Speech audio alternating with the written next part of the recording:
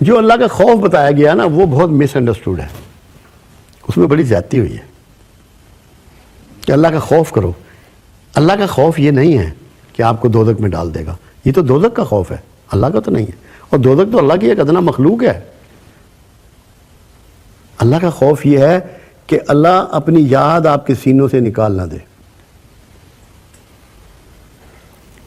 اپنا راستہ آپ کو بھلا نہ دے، آپ کو اپنے راستے کا مسافر رکھے، اپنی محبت آپ کے اندر رکھے، تاکہ آپ اللہ کے لیے کچھ سیکریفائز کر سکیں، کوئی قربانی دے سکیں، دوسرے انسانوں کا احترام کر سکیں، دوسروں کی عزت کر سکیں، ان کی ضرورتوں کا خیال کر سکیں، ان کے دکھوں کا مداوع کر سکیں۔ محبت کو اللہ نے اول رکھا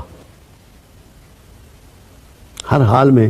پھر اگر محبت اول نہ ہوتی تو اس کے پیارے نبی کا نام رحمت للعالمین ہوتا،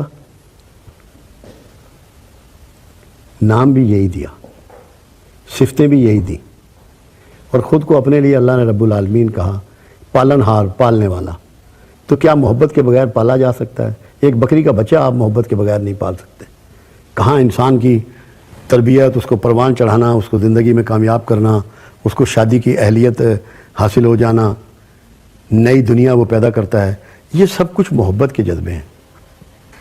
اور جب آپ اللہ کو محبت سے دیکھنا شروع کریں گے تو اپنے قریب پائیں گے، ایسے ہی لگے گا آپ کو کہ اللہ کہیں آپ کے آس پاس ہے، کیونکہ جن چیزوں سے خوف ہوتا ہے وہ نزدیک اچھی نہیں لگتی۔ اگر آپ اللہ کو خوف سے دیکھیں گے تو اللہ آپ کو دور نظر آئے گا، آپ کے لیے مشکل ہو جائے گی، اور اگر شوق سے دیکھیں گے اور پیار سے دیکھیں گے تو آپ کو اللہ بہت پیارا لگے گا۔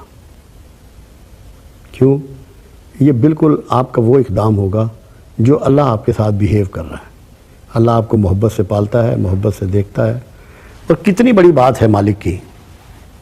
کتنے لوگ ہیں جو اس کے فرما بردار ہیں، کتنے لوگ ہیں جو اس کا شریک نہیں بنا رہے، کتنے لوگ ہیں جو اس کی زمین پہ ظلم کرتے ہیں، کتنے لوگ ہیں جو اس کے کمزوروں پہ بہت بڑی بڑی زیادتیاں کر گزرتے ہیں، اس کے باوجود وہ یہ کہتا ہے کہ تم اگر توبہ کرو تو میں تمہاری توبہ قبول کروں گا، میں تواب الرحیم ہوں۔ اگر محبت سے بھرا ہوا نہ ہو تو یہ کہے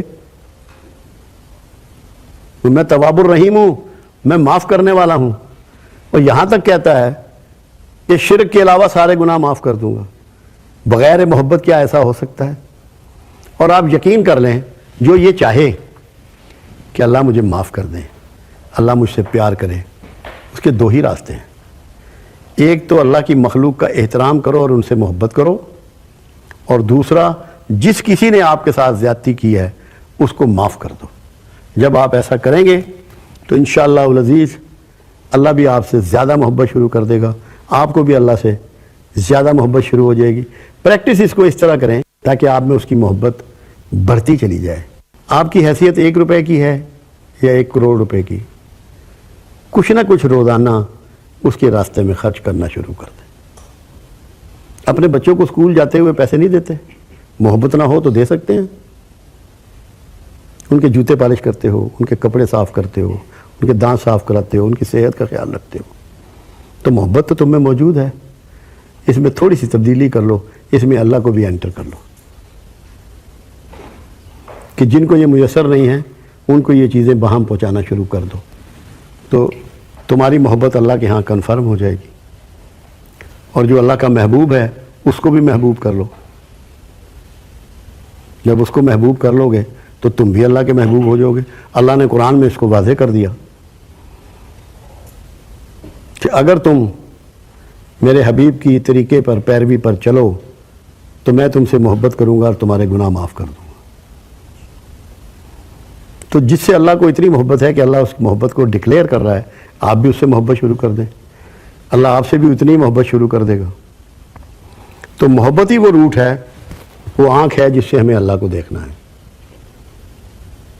ڈرنا جو ہے وہ اس لیے ہے کہ اللہ آپ کو اپنے سے دور نہ کر دے، اپنی یاد آپ کے سینوں سے محو نہ کر دے۔